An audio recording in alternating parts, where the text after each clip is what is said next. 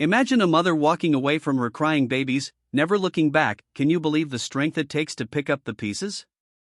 This is a story of heartbreak and triumph you won't want to miss. The little girls cried loudly as their mother threw them on the bed and began packing her clothes into a bag. Her face was tight with anger, like someone ready to fight the whole world. Mr. Peter, her husband, said gently, "The babies are crying. They need their mother." But Linda answered in a cold, sharp voice, "They are no longer my concern. I'm leaving you."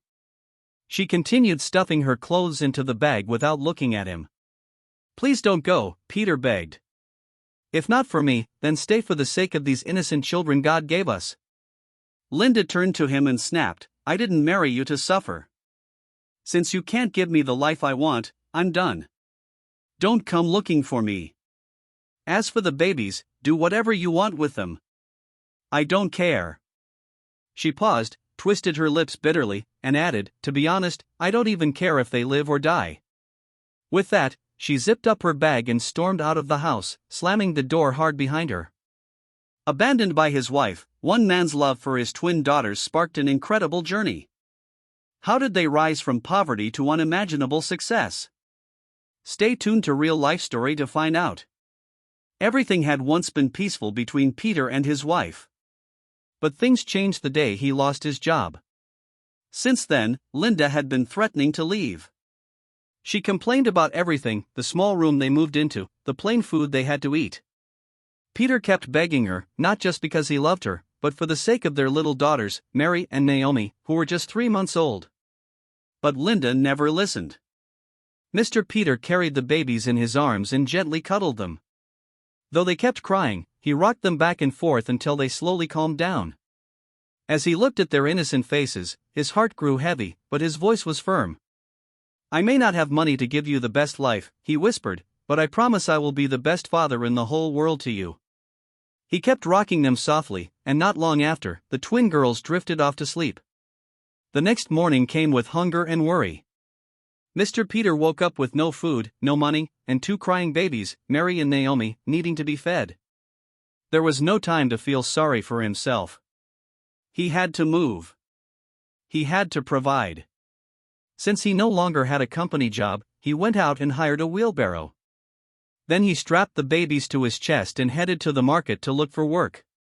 He began pushing heavy bags for people. Many stared. Some looked at him with pity. Some smiled and placed small coins in his hands for the babies. One elderly woman, with deep concern written on her face, stopped him and said softly, "You're doing a great job." Then she pressed 500 naira into his palm. "This is for the babies." Mr. Peter bowed his head slightly and thanked her. Then he continued his work. But not everyone was kind. One loudmouth lady hissed and shouted, "Enjoyment, master. When you were busy enjoying in bed, you didn't think of responsibility. Now suffer alone." Mr. Peter heard her loud and clear. Her words stung, but he said nothing. He didn't care what anyone thought. The only thing that mattered to him was that his little girls would be okay. After a long day of hard work, Mr. Peter returned home. Even though he had spent the whole day pushing heavy loads while caring for his babies, he felt happy. He had made enough money to take care of his girls. That evening, he went to a nearby pharmacy and spoke to the pharmacist. He explained his situation and asked for help with things he needed to feed his babies. The kind pharmacist made a list for him. It included powdered milk for infants and some basic medicine for baby care. Mr. Peter paid for everything and returned home, feeling grateful. Day after day, he continued to work with the twins tied to his chest. He had no one else to help. His mother had passed away, and he had no sisters. It was exhausting, but he never complained. In fact, he felt joy in his heart knowing that he was able to care for his daughters. At first, he didn't believe he could do it, but now he was managing, and the babies were doing fine. One Monday morning, as he stepped out with his wheelbarrow, a familiar voice called out to him. It was Mama Caroline, an elderly neighbor. She walked up and said, "Let me take the babies today. I'll watch over them until you return." Mr. Peter hesitated. She added gently, I want to help you. Besides, the sun is too hot for these little ones. Don't worry, I will take good care of them. After thinking for a moment, Mr. Peter handed the babies to her and left for work. Though he was relieved from the stress of carrying the babies around all day, his heart was still restless. Those girls were his whole world. Since their mother left, he had formed an unbreakable bond with them. He would give his life to protect them. Mama Caro, as everyone called her, was poor, but she was kind-hearted. She took care of the babies with love. She fed them, bathed them, and dressed them gently. When Mr. Peter came back in the evening, he found his daughters giggling happily in Mama Caro's arms. He smiled with deep thanks and took them home. From that day on, Mama Caro helped him anytime he went out with his wheelbarrow. The twin girls grew up knowing two people, their loving father and Mama Caro, the woman they called Mama. Mary and Naomi didn't attend the best private schools, but their father made sure he worked hard to pay their school fees and buy all the books they needed. He also taught them how to be kind, respectful, and hardworking. At 18 years old, the twins graduated from the community secondary school. Mr. Peter was filled with pride. The girls studied day and night for their WAC and JAM exams. Mary scored 325 in her JAM. Naomi scored even higher, 341. Both of them got admission to study medicine and surgery at the same university. But that was when the real struggle began. One afternoon, Mary and Naomi came home laughing and full of excitement. They ran to their father and handed him their printed JAM result slips. Mr. Peter smiled and congratulated them. "Oh, my daughters, you've done well. I am so proud of you. Now I can walk in the city with my shoulders raised high." "My daughters will soon become doctors," he said, pretending to walk like a big man, his chest puffed up.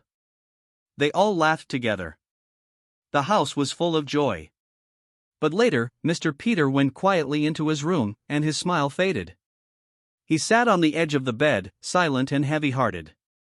He had no money, not even enough to sponsor one of them. He was completely broke. He lowered his head and whispered to himself, "All these years of hard work. Now my daughters have made it, and I can't pay their fees." He felt like he was drowning, helpless and ashamed. But then he clenched his fists and muttered, "No, I won't let money stop them. I will do whatever it takes. My daughters must become doctors." The next morning, Mr. Peter rose very early, long before the twins woke up.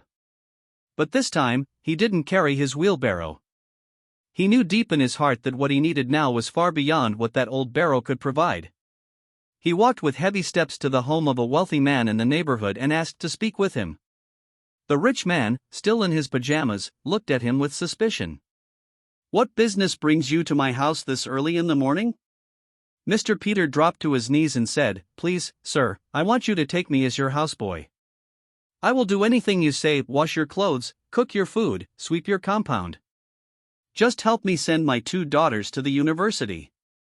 I will work for you like a slave until they graduate." He explained to the rich man how Mary and Naomi were his life, the only joy left in his world. He begged the man with all his heart. But the rich man shook his head and said coldly, "Training two students in medicine and surgery is no child's play. I will not do it." Mr. Peter stood up quietly and left. He didn't stop there. He went to 5 more rich houses, one after the other. Each time he knelt and begged, offering to serve in exchange for his daughter's education, but they all said no. Tired and broken, Mr. Peter returned home. For 2 days, he came back from work without saying much. He was quiet. His heart was heavy. He didn't know how to tell his daughters that their dreams might not come true. But one evening, he gathered his courage and called them into his room. "My daughters," he said softly, "I'm sorry. I failed you both. Please forgive me. I made a promise long ago when you were little that I would send you to the ends of the earth to study.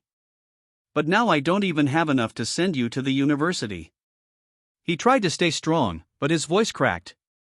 He turned his face away and swallowed hard to stop the tears. Naomi stood up and said gently, "Daddy, there's nothing to forgive. We know how much you love us. We know you would have sent us even to the moon if you had the money. Mary added, "Whether we go to university or not, we love you always." They both wrapped their arms around their father and hugged him tightly. That night, when Mr. Peter was sure his daughters were asleep, he knelt quietly beside his bed and began to cry to God. His voice was low, but the pain in it was deep. "God, please help me. I have nothing, but you have everything. My girls deserve this chance. Please, Lord, help me send them to school." He wept bitterly, hitting his hands on the floor. His shoulders shook. He begged God like a man drowning in sorrow. Mary and Naomi were awake. They heard everything. It tore their hearts to pieces. All their lives, their father had been their rock. He never cried, never complained, even when life was hard. But tonight, he was crying, weeping because of them. They buried their faces in their pillows and sobbed quietly. The next few days passed with little peace in the house. Mary and Naomi, though sad, stayed strong. They took a bold step. They went to the university and deferred their admission. It was painful, but they had a plan. They wanted to work, save money, and help their father by next year. One day, they went out together to search for a job. After many rejections, they found one in a neat and decent restaurant. Mary and Naomi started working there immediately. They greeted customers with smiles, served food with care, and showed respect to everyone. Customers liked them and gave them generous tips. Some men tried to take advantage of their poverty, but the twins stood their ground. They refused to sell their dignity. They saved almost every penny they earned. At night, they would count their money and pray with their father. Mr. Peter never stopped praying for them. Every day, he knelt down and called on God to bless the work of their hands. After about 7 months of hard work, saving, and prayer, Mary and Naomi opened a small restaurant of their own. It wasn't big, but it was clean, neat, and beautifully arranged. They cooked delicious food and treated every customer like family. They also used social media to advertise.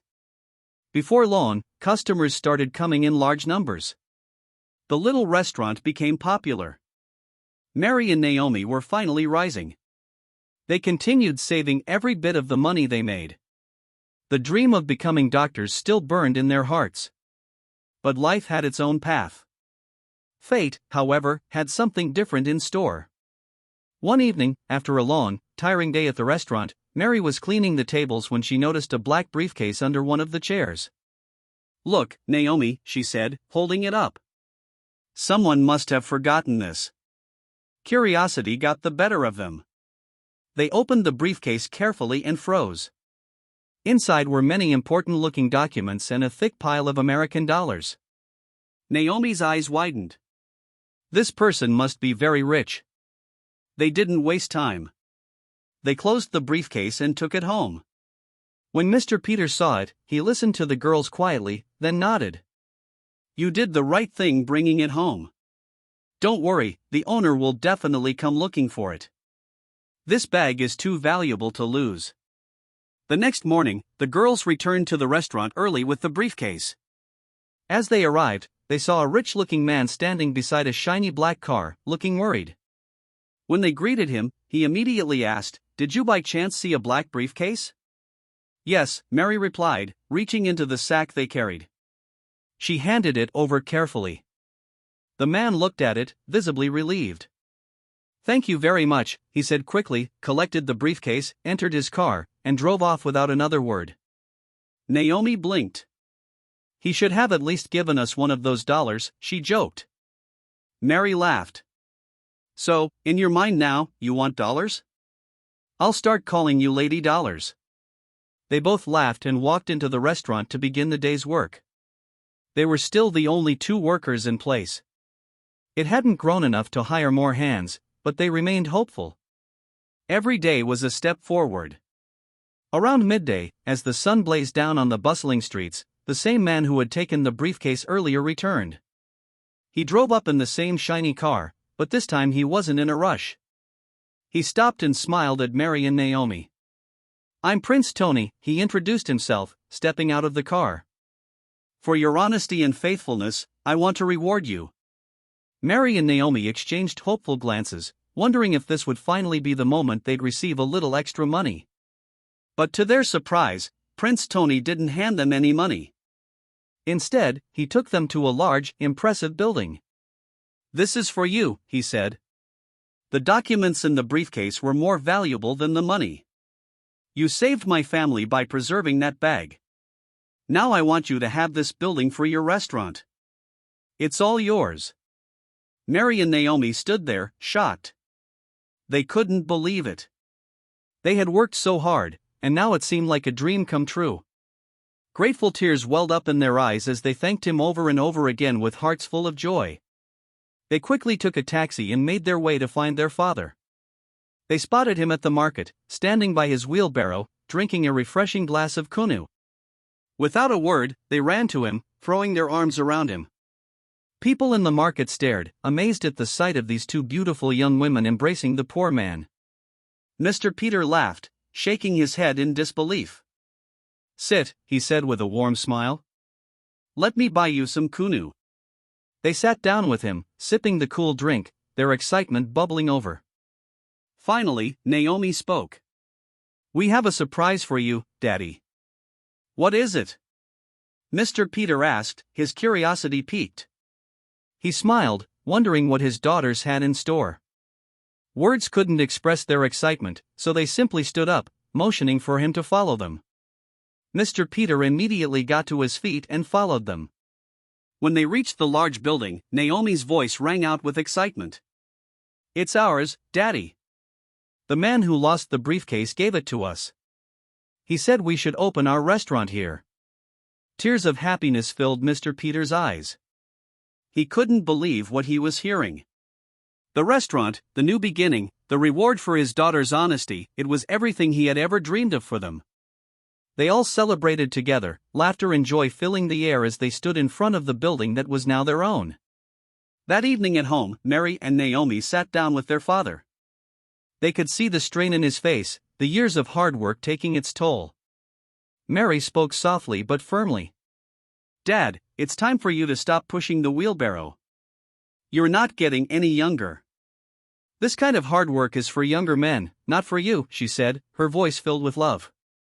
Naomi nodded in agreement. "We've got this now. You've given us everything we need to succeed, and now it's time for you to rest." Mr. Peter opened his mouth as if to argue, but he saw the determination in their eyes. He couldn't help but be moved by their words. They had worked so hard, and now they were standing tall, no longer dependent on him. With a heavy heart but a feeling of immense pride, Mr. Peter agreed to retire from his hard labor that day. Prince Tony didn't just give them the building. He had furnished it with new chairs, tables, plates, and pots. He had provided everything they needed to make the restaurant a success. The girls put their hearts into making the place perfect. Mary and Naomi's restaurant was bustling with activity. The atmosphere was classy, inviting, and warm. The food was mouth-watering, and their hospitality, kind, patient, and genuine, was a driving force behind the success. Soon, customers were flocking in, enjoying both the delicious meals and the welcoming ambience. The restaurant was no longer just a business. It was a symbol of hope, a way out of poverty, and a dream realized through hard work and perseverance. More importantly, the girls made sure to take care of their father. He no longer had to work hard in the heat. They treated him like a king, providing for him in ways he had never dreamed of. His tired, weathered hands no longer needed to carry heavy loads. Instead, he spent his days enjoying the fruits of their labor, knowing that his sacrifices had led them here. But Mary and Naomi didn't forget the ones who helped them along the way. They remembered Mama Caro, who had helped them when they were babies. She was old now, always sick, but she had been a pillar of support in their lives. Mary and Naomi made sure her life was as comfortable as possible. They renovated her little house, making it cozy and livable. Every month, they sent her money, paying for her hospital bills and making sure she never lacked anything. Their kindness to Mama Caro was just as heartfelt as their love for their father. They knew the value of gratitude and wanted to ensure that the people who had helped them along the way were never forgotten. One afternoon, a woman walked into the restaurant, looking lost and weary. "What do you want?" one of the ladies working asked, her voice laced with curiosity. The woman looked up, her eyes filled with hope. "I'm looking for a job." The lady, sensing the desperation in her tone, walked her over to Mary and Naomi. The woman pleaded, "I can do anything: wash plates, mop the floors, serve dishes. Please, I just need work." Though there was no vacancy for a new employee, Mary and Naomi felt a strange pull in their hearts for the woman. They couldn't explain it, but they decided to offer her a chance. They gave her the job to wash dishes. Unbeknownst to them, this woman was Linda, their mother. After 3 failed marriages to wealthy men, she had been left with nothing. Back at square one, she had used and been used. But this time, it seemed she had nowhere else to go. The next day, Mr. Peter came to visit his daughters. After exchanging pleasantries, he walked into the kitchen, where he saw Linda. She hadn't noticed him, so he quietly stepped back, his heart heavy with memories. He found his daughters and sat them down, his voice tinged with quiet seriousness. "Do you have a new dishwasher?" "Yes, Daddy," Mary replied. "Do you know her?" "No," they both answered, looking puzzled. "But why are you asking about her?" He cleared his throat, his words slow and deliberate. "That woman is Linda, your mother." Naomi's eyes widened in disbelief. "What? Our mother?" "Yes. She is your mother. After she left, I burned every picture of her. The memories were too painful." "So, you've never seen her face?" The 3 of them walked into the kitchen. When Linda saw Mr. Peter standing there, her face drained of color, and she froze, unable to speak a word. Mr. Peter took a deep breath and turned to Linda, his voice steady but heavy with emotion. "The women who employed you, they are your daughters." Linda's face drained of color, her lips trembling as she whispered, I am so sorry. I am so sorry, my daughters." The words came in soft sobs, barely audible, as she bowed her head in regret. Mary's face hardened, a storm of emotion brewing in her eyes. "You have to leave," she said firmly. She picked up a handful of cash from the counter and handed it to Linda. "This is more than you have worked for. Go somewhere. I don't know you, and you are not my mother. My mother is Mama Caro, not the stranger." Her voice broke at the last sentence, but the anger still burned in her heart. Naomi, who had been quietly watching the scene unfold, wrapped her arms around her sister, holding her tightly. "I know you're hurting, Mary, and so am I," she said softly, her voice filled with compassion. "But please don't send her away. Not now. She needs our help." Mary's face twisted with grief, her tears starting to flow freely. "I don't want to help," she whispered. Then, pointing at Linda, she cried out, "This woman left us. She went her way while we were left to fend for ourselves. She left us with our father to suffer and die." The pain in her voice was raw, the truth finally spilling from her heart. Her sobs echoed through the room, deep and painful. The tears seemed endless. But slowly, as the emotion poured out, she began to calm. The weight of the grief lightened, even if just for a moment. Linda, trembling, reached out to them. Her voice filled with remorse. "I am sorry, my daughters. Please forgive me. I was young, foolish, and selfish. Please forgive me." That evening, Mr. Peter sat down with his daughters, his face etched with quiet sadness. The conversation that followed was a hard one. The air was thick with tension, but in the end, their hearts softened. They forgave Linda, though it was not an easy decision. The next day, Mary and Naomi decided to give Linda a new role in the restaurant. They couldn't bear the thought of her still washing dishes. She would be the matron, overseeing the operations, a role that would allow her to show responsibility and respect. At first, Linda seemed to embody the kindness the restaurant needed. The workers had no issue with her, and customers seemed to warm to her gentle presence. But over time, something changed. Linda's temper flared. Her once soft voice became sharp and commanding. She began to bully the workers, snapping at them for minor mistakes, her attitude souring like spoiled food. The atmosphere in the restaurant grew tense. Workers started to avoid her, and customers began to notice the shift in tone. Slowly, like a slow leak in a boat, the restaurant's patronage began to dwindle.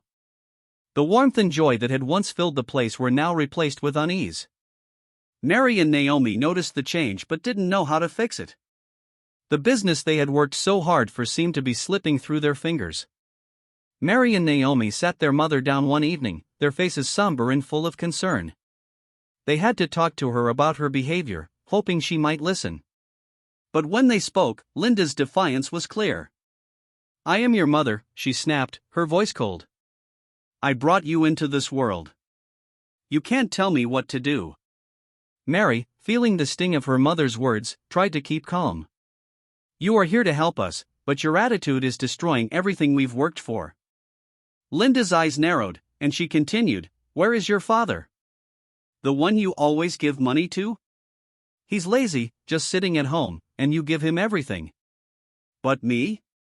All you give me is my salary." Mary's face darkened with anger. "I will have a problem with you if you ever speak badly about my father again," she said firmly. But Linda wasn't done. "You don't love me," she shot back, her voice dripping with bitterness. "You're just managing me here." The conversation quickly turned into a heated exchange, with neither side willing to back down. Finally, after the tense meeting, Mary and Naomi went to their father, exhausted and frustrated. Mr. Peter listened quietly before speaking, his voice heavy with experience.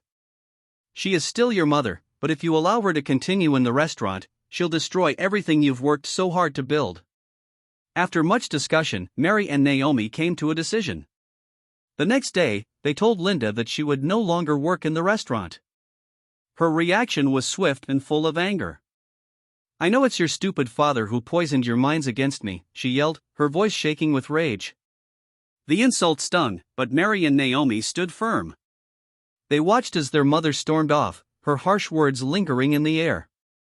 Despite the pain of their mother's departure, the twins didn't leave her without support. They opened a small shop for her right in front of her house, allowing her to manage herself. It wasn't the ideal solution, but it was something. Mr. Peter, though hurt by everything that had happened, still longed for the days when things had been better. He wanted to forget the past and bring Linda back into their lives as his wife. But Linda's behavior had pushed him too far, and he couldn't reconcile the pain she had caused. Meanwhile, the restaurant flourished. With Linda gone, the atmosphere improved, and business boomed. Word spread about the warm, welcoming service and delicious food. Soon, the restaurant was thriving like never before. Mary and Naomi expanded, opening new branches in cities all across Nigeria. Their hard work and dedication had paid off, and they were finally seeing the fruits of their labor. But it wasn't just the money they had earned. It was the peace they had found. Their father was content, no longer burdened by the toxic presence of their mother, and the restaurant once again was the heart of their success. Now that money was no longer a problem, they sat down and talked about their dream of becoming medical doctors. Naomi spoke first, her voice soft yet sure. "The fire is no longer inside of me.